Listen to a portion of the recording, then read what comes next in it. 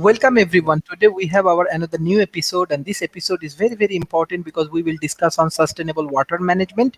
We have our world famous speaker Professor David Smith and Professor Beth Love, and beside that we have our two young people from two different countries, from UK Mr. Adams and from India Mr. Kumar. Thank you for joining today's sessions, and I believe that all of you have very strong expertise from the industries. I'm sure that Kumar, he is from water purifications industries. So we will learn about his company and about his organization. But first, I love to learn from our professors. I want to start from Professor Bitlove. How do you want to analyze to this topic? Thank you so much, Sharif, for inviting me on the show again. And just to clarify, I am a minister, not a professor, though I am an educator as well. So in terms of my analysis of the problem of water, one thing that I know is that all of the biggest issues that we're facing are overlapping. They're not necessarily discrete issues in and of themselves, and that the way humans are using the earth is more responsible for the challenges we're having with water than the actual resources of the earth are. That the earth has been created as a system that works really well. I know here in my area in California, California largely is a desert, not right here where I am, I'm on the coast, but it's largely a desert. But we're taking rivers, wild and beautiful rivers, and we're damming them up and moving this water into the valleys to create this huge agricultural system that's feeding, not only our country, but many people in the world, and then also to these huge cities. And that the way we're using the water is more to blame for the California drought. And certainly the climate crisis is more to blame for the California drought than the actual amount of water that's here. If we were living more naturally, if we were planting the things in California that actually do well here, based on the amount of rainfall that we get, we wouldn't be having this problem. And that because my organization is called Eat for the Earth, my primary area of expertise to contribute to this topic has to do with the water footprint of foods.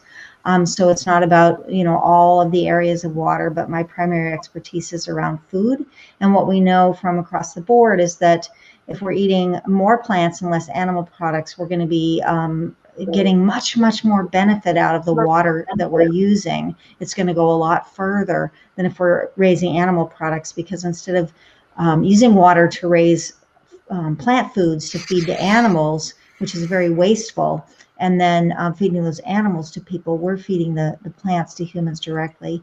And then a secondary area of expertise, because I happen to be married to the water expert in our area who helps people to have thriving, beautiful gardens, just in spite of the fact that we're in a much prolonged drought. I know quite a bit about gray water and how you do gardens in areas. I know about how you can store water in the ground and rainwater catchment and all that. So I can contribute that to the conversation as well. And I'm always pleased to be here and always learn a lot. Thank you. I know you always love to join in World Talent Economy Forum, and thank you for your excellent contribution for us.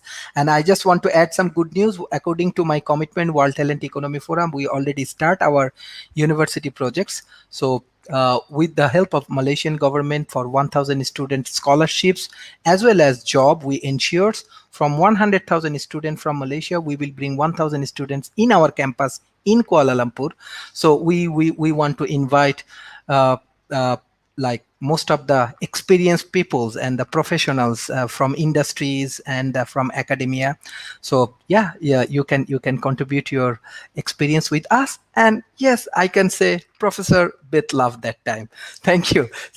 Professor David Smith, yes, how do you want to analyze today's topic, Professor?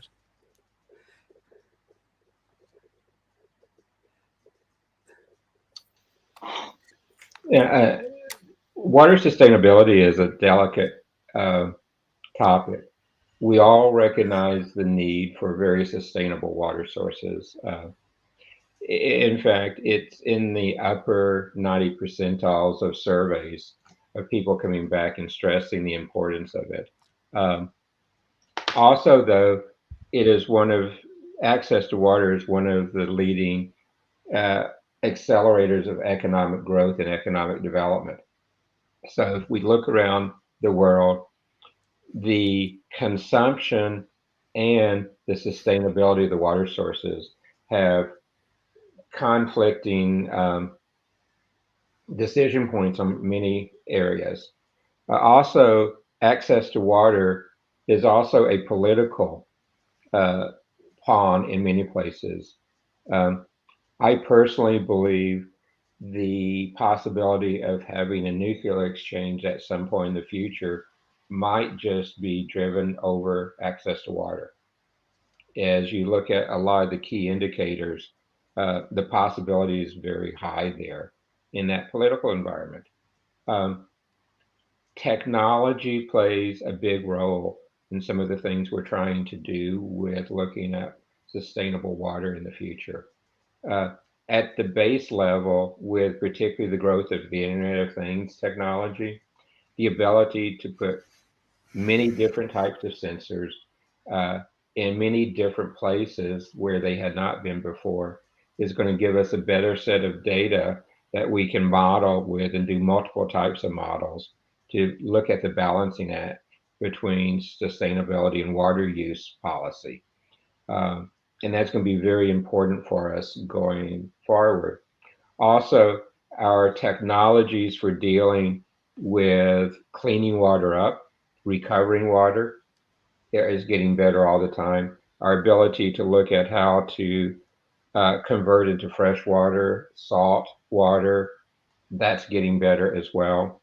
Also, we're understanding a lot more of how to use technologies to produce water where there are not natural water resources, such as being able to reclaim water just out of the atmosphere without having it to rain.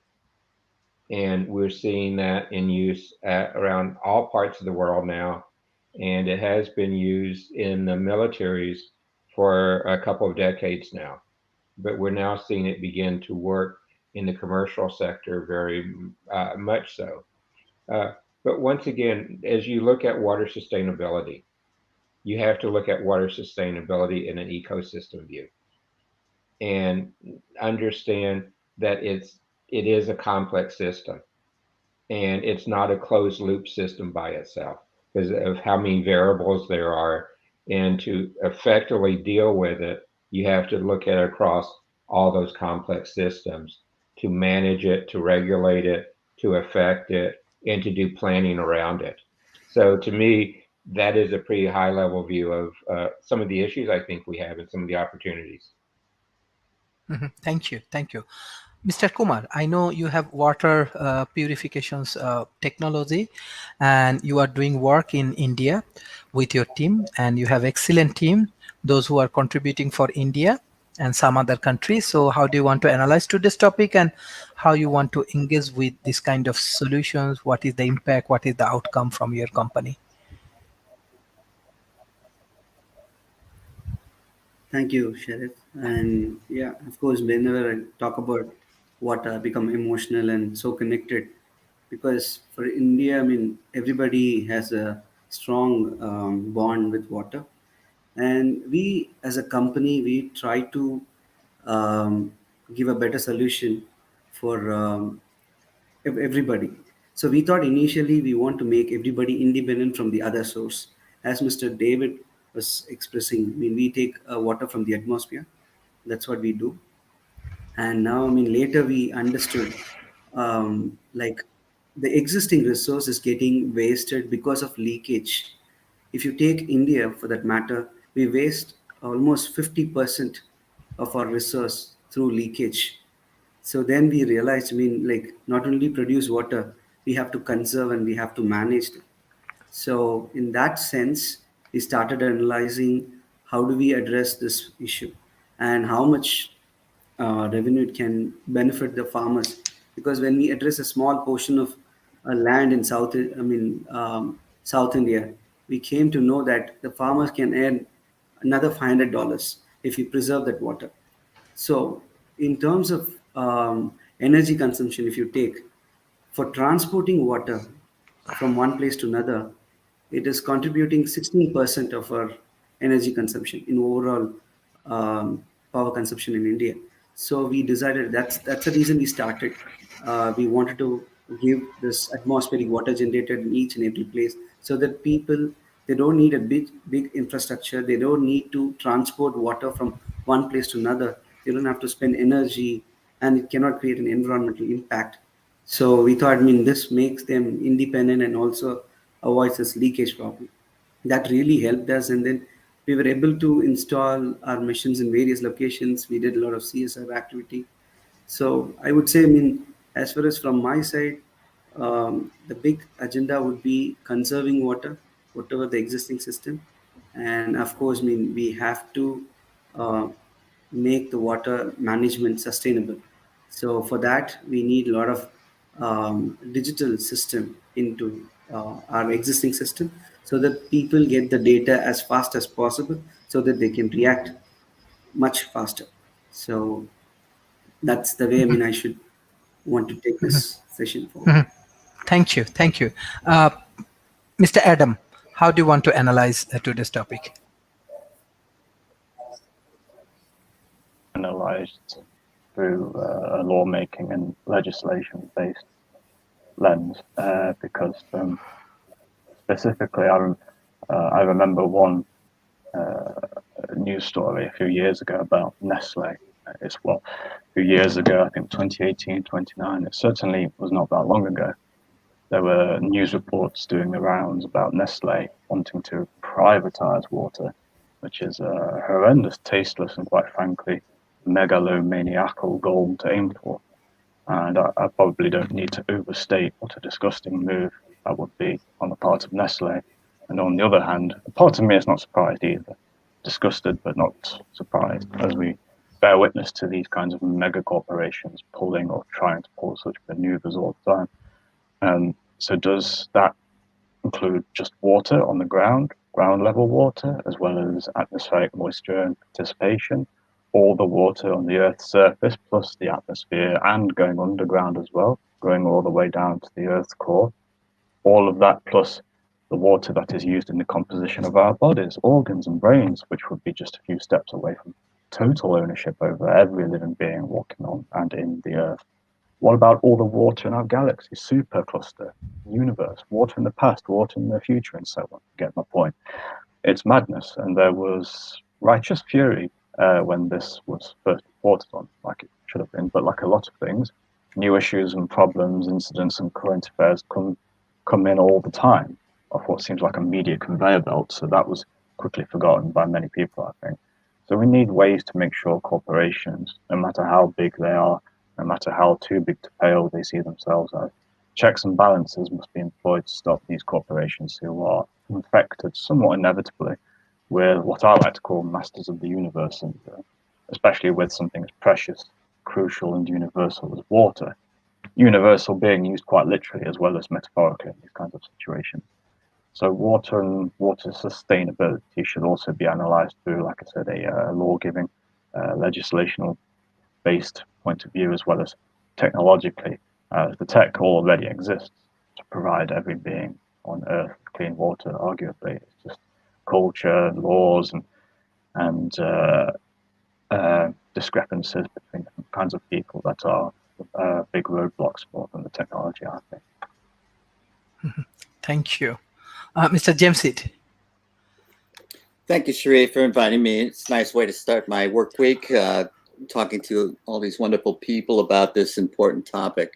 And it's an important topic that has been around for a long, long time. There's evidence of Sanskrit writing that talks about water purification, how it can make water that would otherwise hurt you, cause harm, sustain you. So this is an ancient problem, and it's taking a new twist, as it often does, because water is life, and water is a commodity. Adam just told a horror story of a future of ownership of the water, but it's already a commodity. It's already being bought and sold. So, you know, this is a strange concept. In other cultures, other times, they would have thought it quite odd indeed that you could buy and sell water, but we do. So this is something that we need to keep in mind.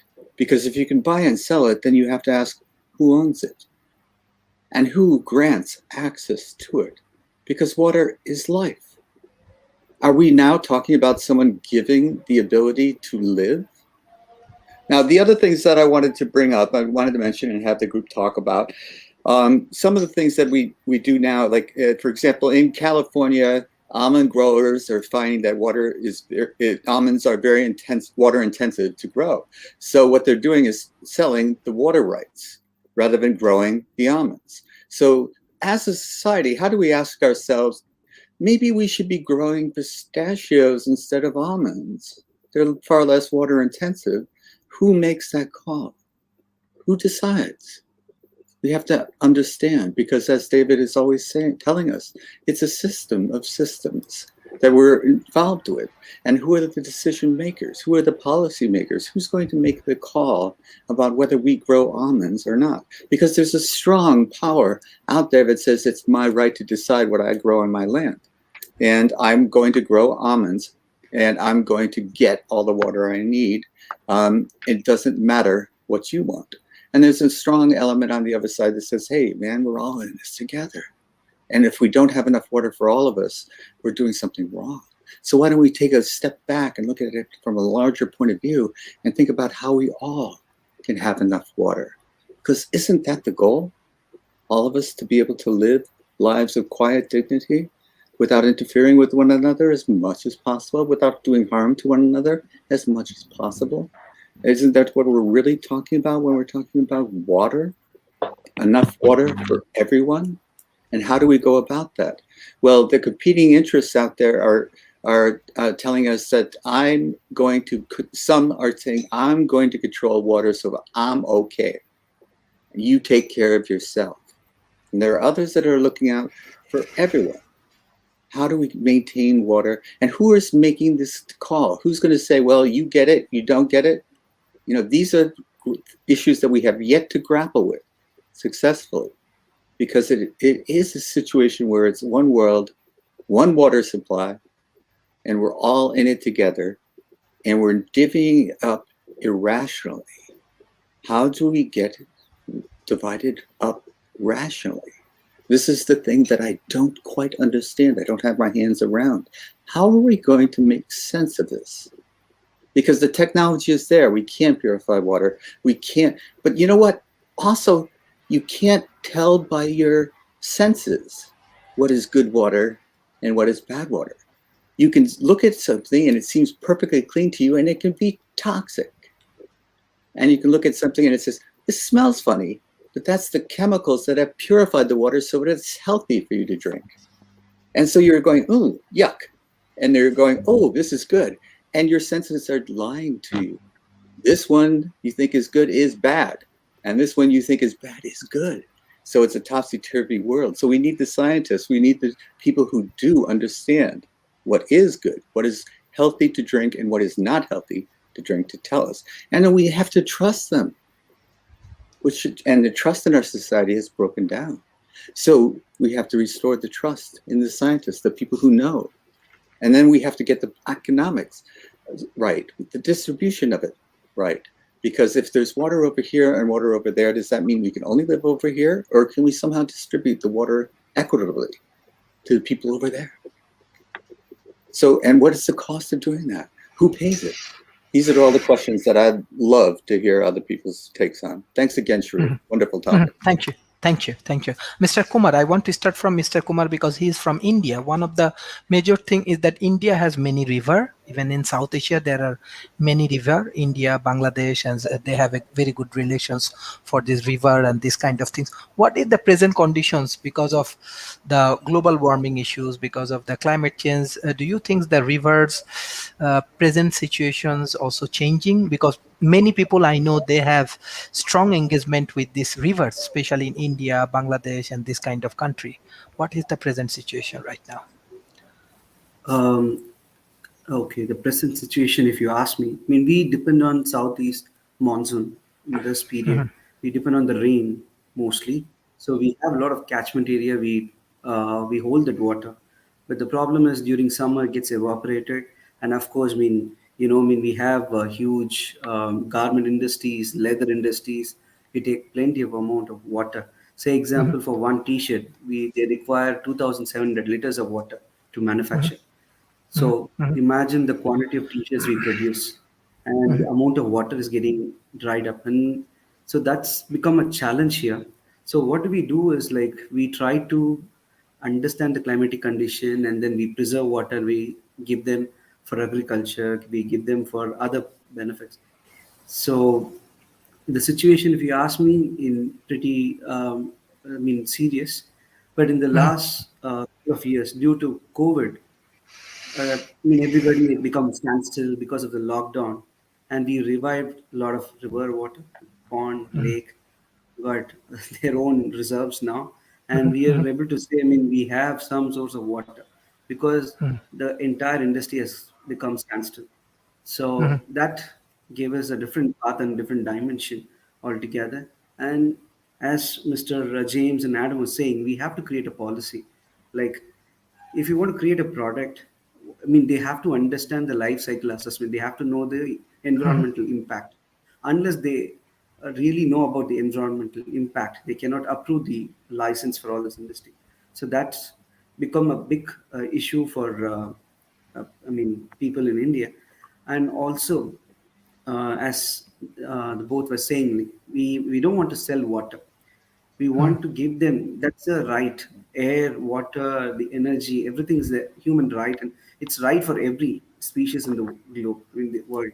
So it's like, I mean, everybody's right, but it's somebody else is dictating and taking it through some channels. I mean, that has to be regularized, that has to be monitored, and then become sustainable to the entire globe, I would say. So in that way, I mean, a lot of industries, a lot of startups like us have come up with unique solutions for different places, especially in water management, in water ATMs in different locations. They take water and then purify it and give it to people. As Mr. James was saying, I mean, they are the people who recognize this is the quality of water. I mean, this is good for drinking. This TDS is less than 500. The COD is less than 200. And those standards have been maintained and delivered to the common public. So that way, I mean, I would say, I mean, slowly in the last 2 years, I can see some good potential in terms of reviving our rivers and lakes and ponds. Thank you, thank you. This is really, really serious issues. Professor David Smith, like, how do you want to add some like analysis? Because South Asia, I know even Mr. Kumar said they have many problem. First thing first, like many organizations, many manufacturing hub, they actually throw their waste in the waters. This way, actually, we are damaging our whole ecosystem. Second things, even though many big corporations they are moving to South Asia, they are developing breeze, many things, and this way also there are a lot of negative things happen. And I want to say this way, naturally we actually losing the natural things from the rivers. And Mr. Kumar bring another point about policy. I love to learn about USA, how they develop the policy, how they manage their water system, like their rivers and other things, how we can work, because this is really, really important things. I know that many peoples, they have a dependency on river related things and many things. So what your analysis, Professor David Smith? You queued up quite a few different things in your comments there. And I almost need to put my checklist in place to answer all of them. But one of the things I think a mistake many of us make is to focus just on the rivers and the waterways. If you look at around the world, our aquifers are being tremendously depleted. And, over 40% of the wetlands have disappeared. And so we've got all of these other elements. So it's one that I'm gonna go back to what I said earlier. It's one where you have to look at the whole ecosystem and not just one element like a river, even though particularly in India, in northern India, that river is very important because it supplies what is it, about 85% of the water in that region. And so you begin to see that. But we've got some good examples. Talking about the waterways, what the world has done in managing and restocking the fishing in those areas. It's implemented fantastic policies and very good models to see when a species is being overfished, what you have to do to pull back and regulate that species from being overfished, and put in place almost real-time reactive models on how to do that. I can tell you in some of the coastal waterways, they change limits like twice a year to adapt to the changing environment of the sustainability of the fishing there. I think we can begin to do some of the same things as we look at sustainability of water. And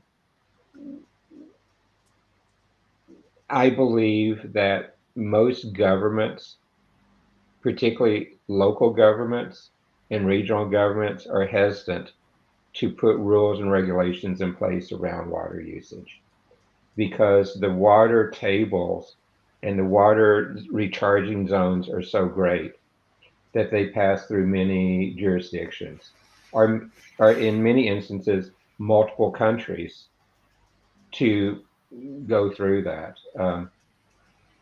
If I look in Europe, I look in Eurasia, other places like that, the rivers go through multiple countries, and you have to be in sync with that. So you have to look at a collaborative environment to not just manage it, but to regulate it. And oftentimes, national interest, commercial interest are at odds with what you would do if you were regulating it strictly from a sustainable resource. And so, Sharif, I think that is one of the big challenges is how do you take local politics out of the equation, but still be able to look at this as a regional, as a multinational, as a global policy. And you have to, I think, put regulations in at all those levels to be effective at really addressing sustainable water. Thank you. Madam Bitlaf. Thank you, Sharif. Yeah, a couple of thoughts have come to mind. One, I just appreciate what everybody said here, and James, I really appreciate your passion and how you emphasize that water is life. And I couldn't agree more that decision making should be driven by the interests of one individual or one corporation. But I want to address what you said about the almonds. I don't like to let that go. I know that here in California, a number of years ago during the, I don't want to call it the beginning of the drought because we're almost in perpetual droughts here, but a few years ago, the almonds were all over in social media and the media and how much water it takes to grow one almond. And the common figure was a gallon, and of course, a gallon per almond. And of course, it depends on the irrigation practices and the area where the almonds are being grown and all sorts of things. But that's a fine enough figure. But what I'd like to point out, may I share my screen for just a minute, Sharif, if I can figure out how? So what I want to point out is that, let me see. So 2 monitors. Okay, I'm not going to do it right now. I have a beautiful picture of 4.5 cups of almonds that I took. And what I want to point out is that the water embodied in those 4.5 cups of almonds, you can imagine it. It's like, it's like more than a quart of almonds or more than a liter, right? If you're in a country that measures by liter, the water embodied in that, what it took to grow that almonds is the same amount of water that it took to grow 1/4 pound hamburger. So I think we need to keep, we need to keep things in perspective here. So I'm not saying that almonds are the ideal nuts or that we couldn't switch to pistachios or one of the other lower water nuts. But that when you look across foods and the water embodied in them, that by and large plant foods are not as water hungry in terms of how much we eat as our animal products, because people will sit down and slam down 2 or 3 1/4 pound hamburgers, but nobody can eat 4.5 cups of almonds at one sitting. So you have to consider how it's eaten. And we typically would eat 1 ounce of nuts or 2 ounces of nuts, not 4.5 cups. And the other thing that I think is really important, Kumar, thank you for bringing in the specific figure about how much water it takes to produce a t-shirt. And, a lot of times we're thinking of these uses of water, the industrial use of water, or here in the United States, I don't know about in other countries, but when we're told to conserve water, we're told to turn the water off when we're brushing our teeth, or to, use a dishwasher instead of hand washing, flush our toilets less often. Most of us in my area have a bucket of water, a bucket in the shower to catch the water that's coming out before it's warm, right? And we have yellow water in our toilets because we're not flushing very often, because that's how bad the drought is.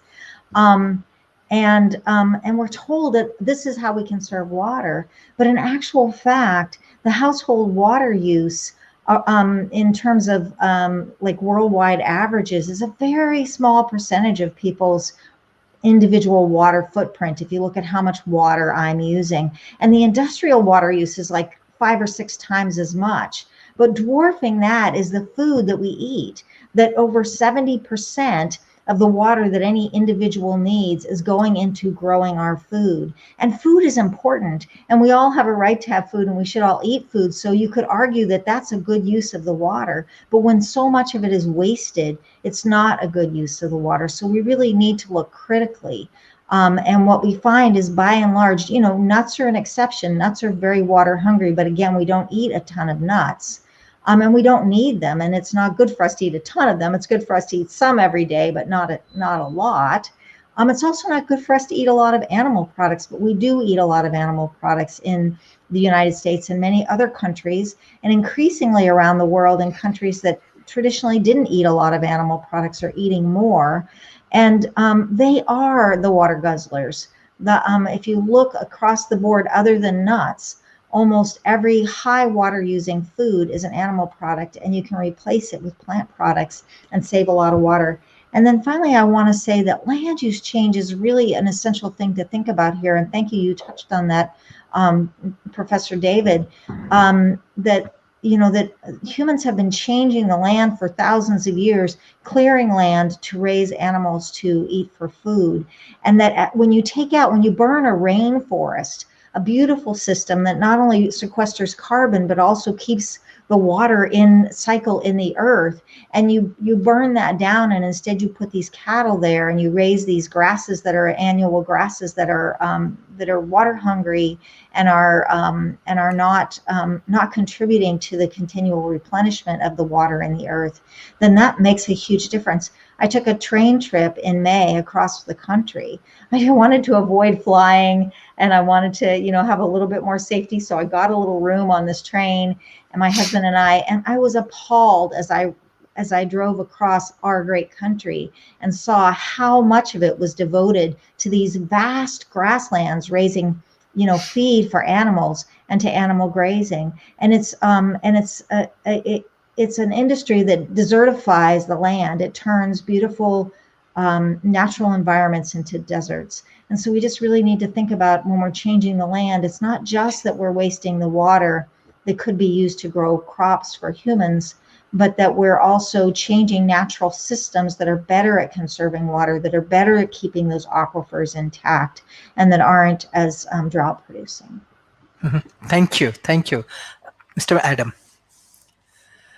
Do you mind if I go after Mr. Kumar? I'm just Yes. Okay. Okay. So you can read Mr. Kumar.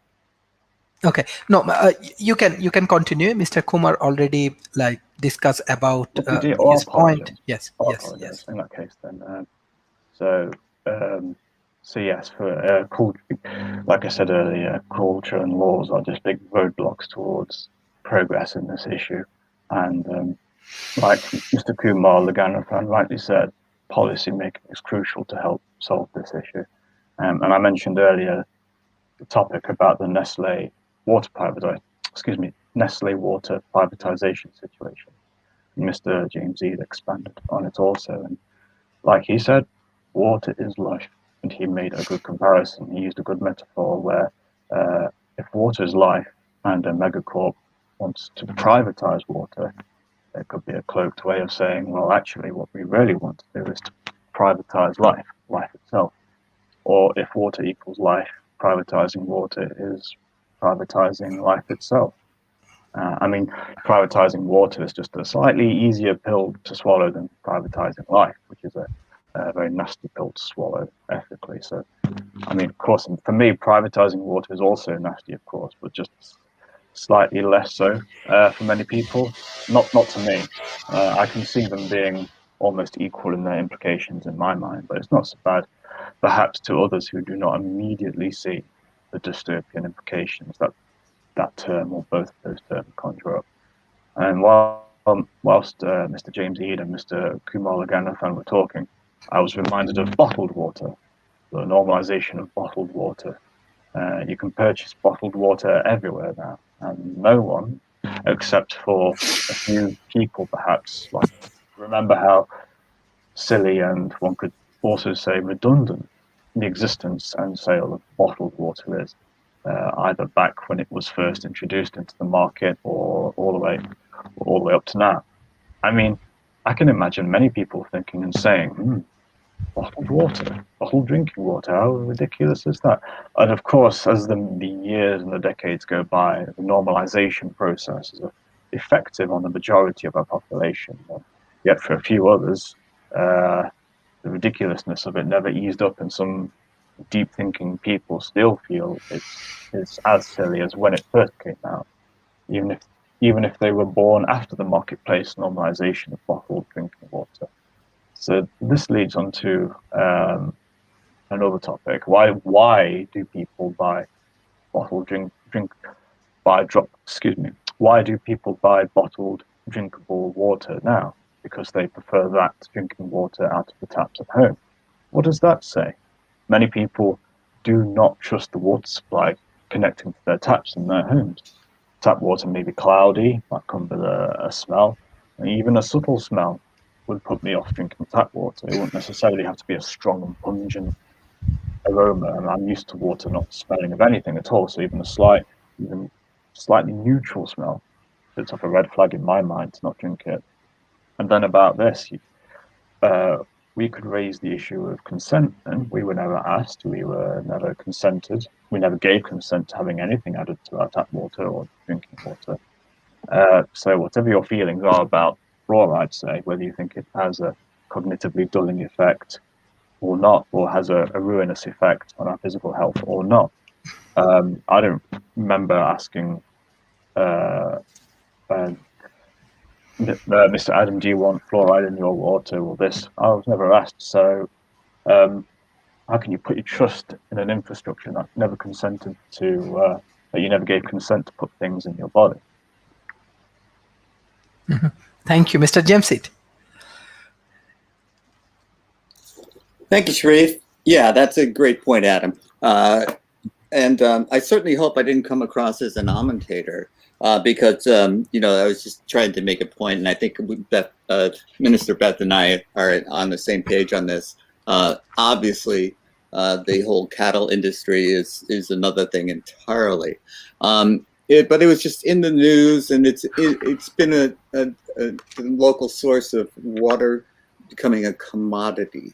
And but I would certainly not say anything bad about almonds or any other of my fellow nuts, because it's a good part. It's a good part of the balanced diet that would be healthy and sustainable.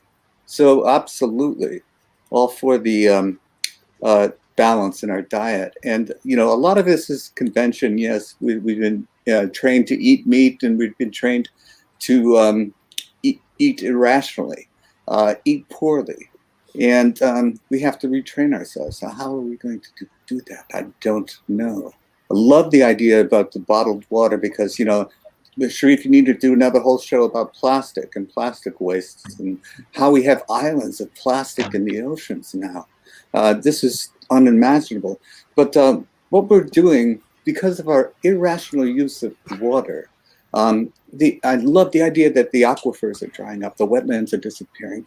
These are important points to make, because they dramatize the situation and how immediate It is confronting us, because you don't have to be a Stephen King to write this horror story. It's being written right before our very eyes.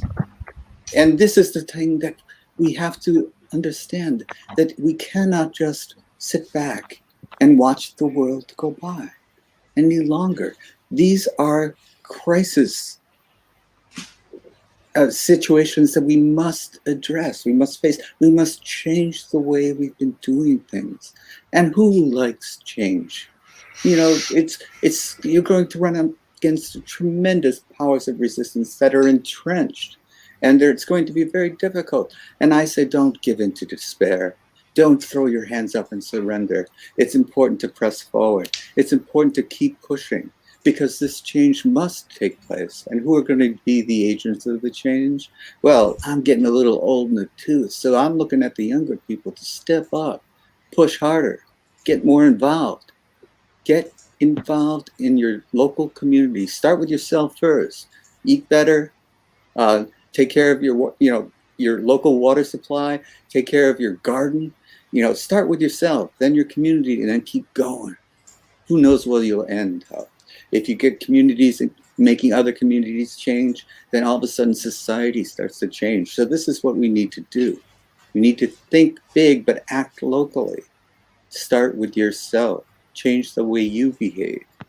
Stop wasting water. If you're brushing your teeth and letting the water run, stop it. Turn the water off, brush your teeth, turn the water back on. It's not very hard. It's an easy habit to form. You can do it. I did it.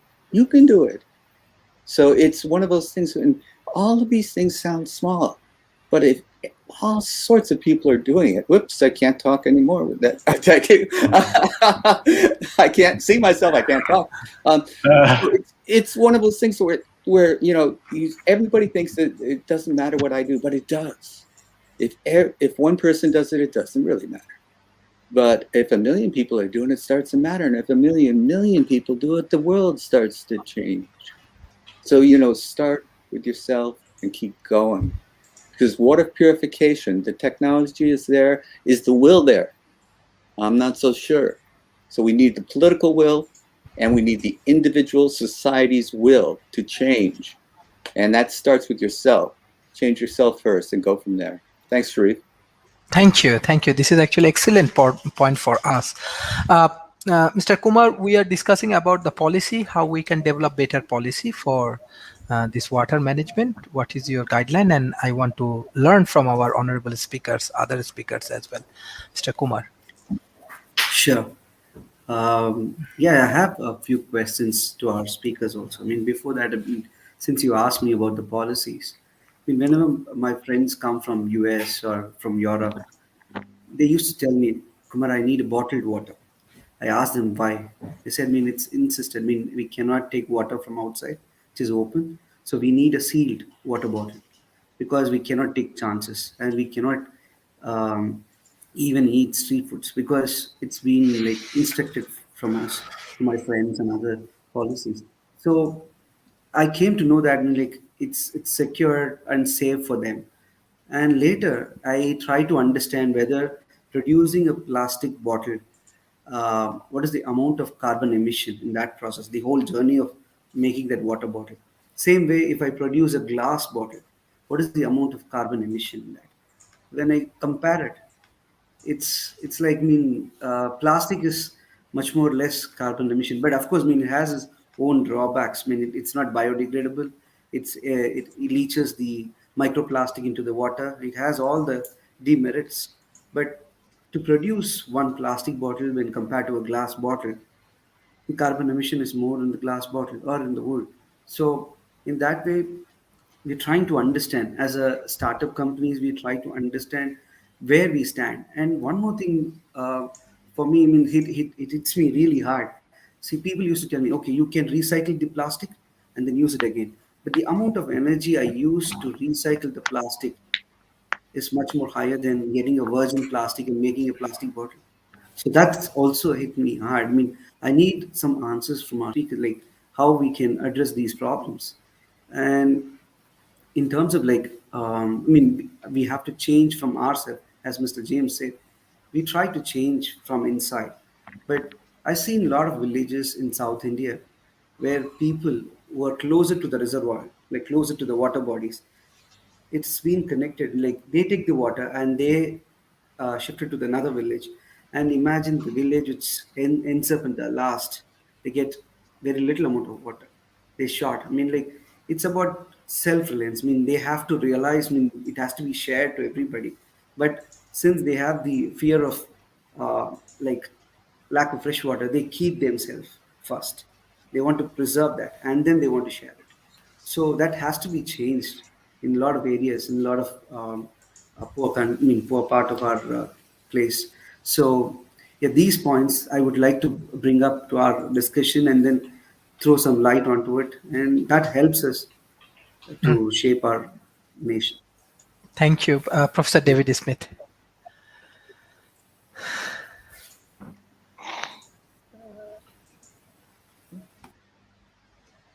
The local impact of water sustainability is a wrenching decision in many communities because it's oftentimes a discussion is what is the economic development potential within my region? Can I attract jobs for my people who live there? Can I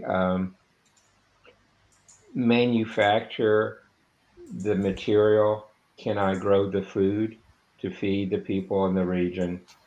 And in many instances, the decision is let's think locally, then think otherwise. I can tell you for many years here in Texas with the Colorado River, the rice farmers near the coast suffered because of their high water demands, and their political lobby was successful in negotiating water rights that caused other parts of the cities and regions up and down the Colorado River to suffer um, tremendously. And so the type of regulatory environment that Kamara is talking about is a difficult one to achieve because it's not a regulatory environment that can always think locally, even though most politicians, most regulatory bodies tend to think locally first. And then only if they need things from other regions, think more globally. Uh, in areas like sustainability, that has to change, not just water stability, but the other type of stability things as well. And and unfortunately, things like climate change, pollution, all of these other things are affecting the decisions that are made in water sustainability as well. And so it might be for a region, the climate change is directly tied to some of the water stability. You know, particularly in areas like where I am in Texas, one of the little lakes not far from my house here has dropped 7 feet in the last few weeks, basically because of the weather. Uh, and hopefully, it is really storming hard outside. Hopefully, with this, we'll get some of that water table back. But it's those are the types of issues you have to deal with when you look at sustainability. Uh, most local government officials are not equipped to handle the complexity of those decisions. They're not equipped to understand what the variables are. They don't understand the interactions of the complex system. So, like in many things that we talk about, you have to pull academia into this as well and look at how can I inform? How can I educate? Uh, the Environmental Protection Agency in the United States has said there's a shortage of over 45% of the people who need to go into being able to deal with water sustainability, having the people graduate college with the know-how to do it. That's a big gap. So again, we have to look at education. We have to look at the systems. Um, Water sustainability is a public-private issue, and the consumers are the other part of that. So it really takes a technopolis type of approach to deal with it. And I really wish there was a good model that everyone could agree upon, and that I can put into one part of the model the economic development goals. I can put in another part of the model the manufacturing goals. I can put another part of the model the environmental goals, the resources I have available. How fast can I replenish? How fast am I using? Those are all variables that have to be put in there. But unfortunately, I don't believe there's a model which even looks at half of those factors. And for us to do it and to be sustainable, like Kamar was talking about, that is necessary for the understanding of this moving forward. Thank you. Professor, Madam Betlaf. Thank you. Yeah, there's some important points raised here, and I love, David, how you said heart-wrenching, to hear about people making a choice between bottled water or, toxic water or water that's not acceptable. And I think, like the minister in me just wants to come out and preach a little bit here. That the problem is that we're out of right relationship with the earth, with its inhabitants, and with each other. We're out of right relationship. The structures in our society are not created based on what would be good for the earth, all of its inhabitants, including the humans. The structures of the earth, the major structures that are dictating and shaping these problems are being created by a profit margin. And, when you talk about the lobbying, Professor David, that that one industry was able to wield enough influence on government by greasing enough palms and having enough relationships that they were able to disrupt an entire ecosystem in order that they might preserve their own industry. That's how things are structured, and that's very sad. It's very heart-wrenching, and it's I'm not a strong believer in right and wrong. I'm in the New Thought movement, and we think more in terms of a continuum, but in terms of a continuum of justice, or a continuum of sustainability, or a continuum of goodness, or of mercy, or of love, of any of these qualities. We're vibrating pretty low on all of these continuums in terms of how our society is structured. So it's no surprise that the natural systems are so out of order. And we must think about water in a holistic way, as it has been brought up. It's not this isolated thing that we can just solve on its own. It's so interrelated to all of the other environmental and human resource needs, problems that we're having in the world. And so, I think the solution is that we really need to invent some new systems, some systems that put that make sure that everybody's needs are met within the boundaries of our Earth system.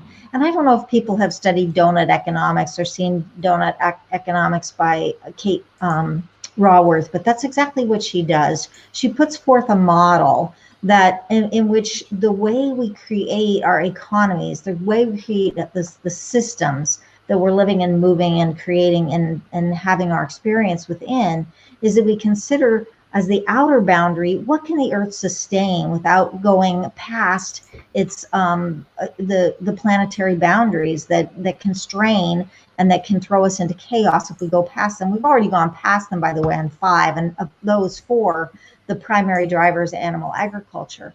But how can we rein that back in? How can we come back inside the climate change boundary? How can we come back inside the pollution boundary?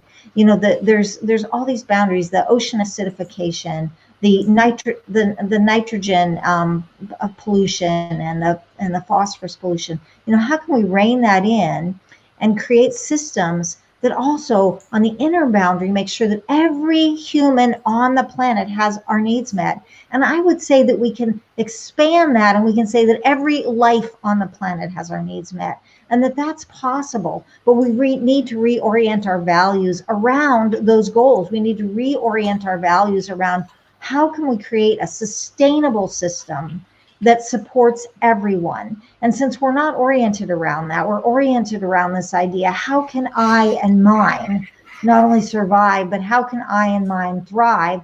And it doesn't matter if it's at the expense of everyone else. And that's the system we're oriented around. It's, and as long as that's what we're oriented around, we're going to have these incredible messes. And I just want to acknowledge, as a white woman living in the state of California, in Santa Cruz no less, that I'm in a position of privilege. I turn on my faucet and water runs out that's supposedly safe to drink. But because I don't want to drink that chlorine that Adam was mentioning, or the other, things that they put in there to sanitize it and to maybe flavor it or something, I can buy a water filter, right? I have that privilege. I can buy a water filter. I have water filters at my house on every faucet, and I can have decent pure water to drink, and I drink over a gallon of it a day. And I have to say that's a privilege, and I want to acknowledge that there are places in the world where people don't have that access, and I don't, and I acknowledge that privilege, but I'm also working to change, because I don't feel happy about living in a world where I have access to over a gallon of fresh water to drink every day, plus for my cooking and my bathing and whatever else I need, but other people don't. And so I'm working for a world in which something like donut economics is in charge, in which we're making sure that everybody's needs are met. And not only that everybody's surviving, but everybody's thriving within the boundaries of the Earth system. And I absolutely know it's possible. It's not that there isn't enough. We don't have a problem of not enough. We have a problem with the way that we're using the resources that are here, the abundant resources that are here. And I'll just end with one more thing, just as an illustration. In my town of Santa Cruz, I said my husband's a water expert. In our town of Santa Cruz, there's 10 million gallons of water a day that are going out into the bay that we're using to flush our toilets and take our showers and our baths and et cetera, wash our dishes. And then it's being flushed out to the Monterey Bay after it goes to the treatment plant.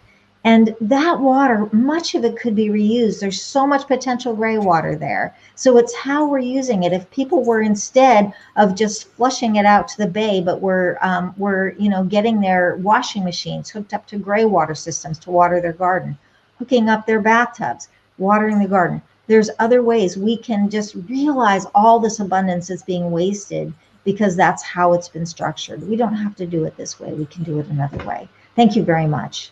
Thank you. Mr. Adam. Sharif, I just accidentally spilled water all over me, which I just think is very fitting to the discussion. Never mind. Before I was talking about raising the issue of consent, how we were never asked, we never consented to having anything added to our tap water drinking. Whatever your feelings are about fluoride, whether it's bad for you or good for you, we should still be asked. So to loop back around to fluoride and plastics and consent a little bit, I'm pleased that Mr. James Eade mentioned issues where plastics are one of the main perpetrators in the environmental crises we bear witness to. Like he said, islands of plastic waste are floating or turning into mountains on land. I saw a sad story on my Facebook newsfeed actually this morning about a magpie, I think it was, who made a nest, and then the poor magpie accidentally hung itself in the wire it used to build its nest with, apparently after the magpie had already finished building this nest. That broke my heart. And so that is looking at this issue through the eco lens, the environmental lens, looking through this issue through a more dietary lens or an endocrinological lens. Now, one of the characteristics and consequences of plastic, certainly the kinds of plastic used to bottle water with, is hormone disruption. People are consuming xenoestrogens when they drink water from bottles. And the word xenoestrogen is pretty self-explanatory, really. Estrogen that is not secreted endogenously. So compounds like xenoestrogen have an effect on male drinkers, obviously, and female drinkers too, consuming exogenous hormonal chemicals that disrupt men and women's endogenous hormonal system. And cause hormone imbalances that disrupt hormone imbalances set off a domino effect leading to behavioral disorders, sexual disorders, cognitive alterations, infertility. So this needs to be addressed and stopped, as these conditions tip more dominoes affecting things at large, like populations. Decreasing populations if fertility is impacted. The culture and atmosphere of a place would be changed for the worst as depression and anxiety skyrocket. So even though we can see these results in articles reporting on this after tests, and we can make the choice to stop drinking bottled water or tap water or whatever, but we were never asked or given consent to have our drinking water doctored in excessive ways that are unnecessary and going way beyond just looking after my teeth. I wanted my teeth looking after, I can do it myself. We'll just go to the dentist. I don't need to have fluoride added. Impurities, sure, but there are better ways to clean drinking water of impurities without adding what I think are excessive measures. And something Reverend Beth Love said, interesting about right and wrong. Yes, issues are very nuanced. And part of me appreciates how a lot of events adhere to a spectrum of grey areas. And another part of me is very strictly black and white when it comes to right and wrong, good and evil. But that is something interesting for me to contemplate, what I should lean towards more than the other, or having maybe both in my ethical, moral mind space. Thank you, Sharif. Thank you, Mr. Jamsid. Well, Sharif, I don't know where to start because we're hitting so many really important topics, and my habit is to make notes, and then I look at them and I can't read them, so I'm just going to bounce all over the place for a while. But we'll talk first about the issue of the Earth out of balance, and the Earth itself is out of balance for one reason, and it's a Homo sapien. And what we have as a species done is, in retrospect, unconscionable, and only we can clean it up. So I think it's time to get started. So the idea that what we have done to our habitat is unrecoverable is too contemptible for me to think. So I remain optimistic that we can fix what we have nearly destroyed.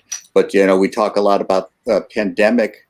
We call it COVID, and but we might think of ourselves as the virus that's poisoning the planet that we inhabit, and we might think about nature's response to us as its autoimmune system kicking in to kick us out. So let's wise up, be a smart virus instead of a stupid one that kills its host. So I want to start it there, but also getting back to the plastics a little bit. One of the things I hear about is, I have bottled water because it's convenient. And so this is the point I wanted to make about convenience. You're going to rush to work, and you're going to get a little out of breath and a little winded and a little dehydrated, and you want something right there. Of course, I understand. Totally, completely get it. But, we have to start thinking about our enlightened self-interest as well as our own personal selfish interest, and think about the types of things that are affecting others as well as ourselves, and see how it all relates.